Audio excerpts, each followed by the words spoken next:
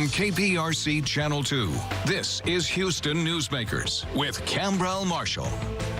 He is finishing his first term as congressman for the 2nd Congressional District. Congressman Dan Crenshaw surprised political observers when he beat a large field of Republicans to win the nomination and then beat Todd Litton to keep the 2nd Congressional District in GOP hands after the retirement of Congressman Ted Poe. Now, Crenshaw is running for the first time as the incumbent. Congressman Crenshaw joins me now this morning. We have lots to talk about. Good to see you. What's it feel like now having running as an incumbent, getting back on the campaign trail? Well, it's been an odd campaign, of course, with COVID, so it certainly doesn't feel the same. We miss having big events, miss seeing a lot of people, miss interacting. Hopefully we get back to that before the election, but we'll see. But we're still doing what we can. What kind of feedback have you been getting on the campaign trail about your first term and getting feedback on your accomplishments? I think great feedback. I mean, people are hungry for a voice, right? A voice that can intellectually work through and reason through the problems facing our country. And hold Nancy Pelosi accountable in the House. A lot of people have not had to live with some of the things that have been passed out of that House because they never became law. Republicans protected you from seeing these things. But whether it's your tax dollars going into campaign ads, yes, that's actually law that was passed by Democrats out of the House, or whether it's removing people's ability to independently contract, thereby removing Uber, Lyft, things like that. Yes, that was passed out of the House. People have no idea what's been passed out of this House of Representatives. And so the ones who do are very happy that we've been able to hold them accountable. But more importantly than that, we've focused a lot on the district. I mean, I campaigned on flood issues. And so I'm really proud that we were able to work with the administration, for instance, get silt out of Langham Creek. We have fought hard for a couple of years now to make sure that FEMA is removing the silt out of the mouth bar in Kingwood. I got on bipartisan legislation to get $45 million of aid to Houston, post-Harvey. So there's been a lot of great accomplishments that we've had on the flooding front, making sure that the Harris County Flood Control District has what they need and the U.S. Army Corps of Engineers has what they need to get things done here and to make sure that we're more resilient for future rainstorms. Well, last week you were aware that I had Democrat Sima Lajavardian on this program, and she had plenty to say about why your constituents should fire you. And I want to let you respond to one of her claims about you. He campaigned on bringing down prescription drug prices, went to D.C., got a bunch of pharma money, voted against it and scrubbed it off of his website. And as a cancer survivor, that's just really important to me. And I just realized he's left people behind. I know your campaign, and you guys saw that last week. What's your response to that? I know that she said a lot of other things that are about you that you claim that aren't true. Yeah, I mean, she needs to do her research a little bit better.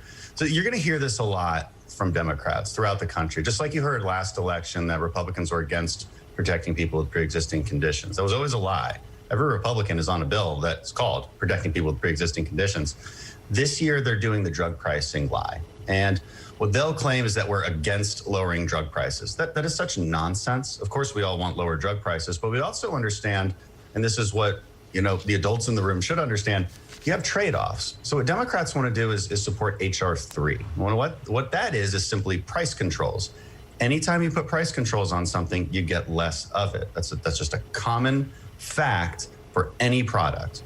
Okay, so this Congressional Budget Office estimates that there'll be 30 less new cures over the next decade if H.R. 3 was passed into law. Other studies show even way worse results than that. Okay, so what I'm on is H.R. 19. Now, this is an actual bipartisan bill. The vast majority of Democrats still voted against it. It was actually put on the floor as an amendment once. This would hold drug companies accountable to remove loopholes that prevent generic drugs from coming to market, cheaper drugs. So there's ways to actually maintain our innovative capacity in the U.S. We're the only ones that innovate. And by the way, H.R. 3, if that had been passed right now, if that was already law, we wouldn't be able to create that new vaccine, create that new treatment for COVID. Right now, America is by far number one with over 300 companies working on treatments and cures for COVID. Number two is China. They have about 1/10 of the capacity working on what we have. Only in America do we innovate. And if you destroy that foundation, you destroy the possibility for future cures. You know, my mom didn't make it as a breast cancer survivor, but she was patient number 1 for something called Taxotere. Taxotere has saved countless lives since then. We wouldn't have that if there wasn't some kind of investment from drug companies into Taxotere back in the 90s. Right. So I know a lot about breast cancer, and it's really disingenuous for her to even use that line of reasoning against me, because I know what I'm talking about here. Okay. You know, you brought up the lies that the Democrats said. President Trump told Bob Woodward this past week that we've gotten audio of him talking about the fact that he basically lied to the American people about the seriousness of coronavirus. How are you dealing with that, hearing that come from the mouth of the president? Yeah, well, he said something very clumsy. What you just said is not what he said, right? He claimed he downplayed it. Very, very clumsy talk by the president. I'm not a spokesperson. I don't try to defend him. But we have to look at the facts. And the fact is, what he said in that interview was no different than what he was saying outside of that interview. I mean, he was constantly going out in public and saying, I don't want people to panic. I remember one press conference where he said, I could easily make you panic. I don't want to do that. You know, right? But at the same time, it's extremely consistent. Let me finish. There's other things to note, too, about when these were. The other odd thing about the president's comments were they're highly contradictory. They contradict his own actions. And so on the one hand, he says he downplayed it. On the other hand, it came off the heels of actually making a massive policy shift and cutting off travel from China. The second interview was right after he cut off travel from Europe. Both actions, by the way, Democrats were fully against. But during this time also, let's not forget, it seemed like everybody was downplaying it, to include Dr. Fauci, to include Nancy Pelosi, to include Andrew Cuomo. All of them were saying the exact same things. Don't panic, go out in Chinatown, do what you want. So there's a lot of context here. Right. That needs to be told. And so it's not, and again, he was saying the same things in public, so I don't really see the bombshell aspect of it. Right. I just wish he would speak less clumsily. Yeah, I mean, you're a former SEAL, so let me ask you this. You're getting ready to go into a dangerous mission, and your SEAL team leader doesn't tell you the truth about that mission because he doesn't want you to panic. Isn't it disingenuous? Wait, no, seriously. Do you not want to know the facts about what's going on as opposed to somebody telling you that it's not so bad, it's just like the flu, it's going to go away like magic, and behind the scenes knowing that it's very, very serious for the American people? Well, hold on a second. You know, we just had Dr. Fauci, and I thought we trusted Dr. Fauci on air this week saying everything the president said in private was said in public.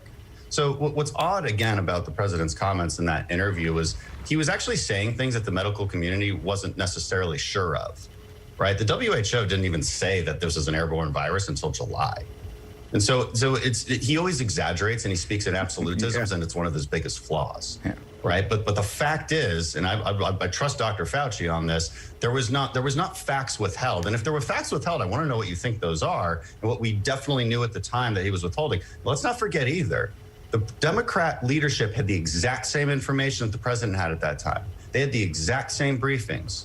Nobody likes to report that. So why didn't they come out and say it? And the reality, you know why? Because we didn't actually know. There was still disagreement on this. The president shouldn't have spoken so as if he knew so 100% to Bob Woodward. That's the actual criticism you should have on the president. He was not withholding things. I know it's popular to come up with a conspiracy theory like he's withholding information, right? But that's just not No, true. You know, he just said he was downplaying it. He didn't say it was withholding. He said he was downplaying it. So, yeah, well, and then I'll answer your question about what it's like to go in combat. The last thing you want in combat is a leader who says, hey guys, this is a disaster, we should all panic.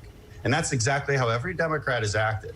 And I've been very critical of our county judge for saying these things. This is not good leadership. The last thing I want from a leader in a tense situation is for them to reflect people's emotions.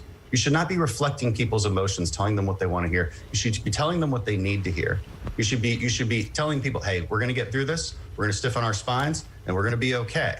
That's actual leadership, and that's combat leadership. So if you want to go down that road, trust me, the way many leaders have acted and try to fearmonger is the exact opposite, and it's had real consequences. You know, when my opponent was trying desperately to talk about how our hospitals were overwhelmed and how it was an absolute disaster here in the county, you know what happened? And it was not just her, it was many other Democrat leaders too. You know what happened? People weren't going into the hospitals. So all of the Houston hospital CEOs had to get on a press conference the next day and say, hey, this isn't true. We have capacity. If you need health care, whether it's COVID or whether it's something else, you've got to come into the hospital. because we're hearing reports of people dying at home, whether it's COVID or heart attack or something else, because politicians were lying to people. That had real consequences. It does. You're right. We got to cut it off. We're going to do a quick Newsmakers extra. You can stick around for a couple of minutes. We'll talk a little bit more. Okay, Congressman, thank you.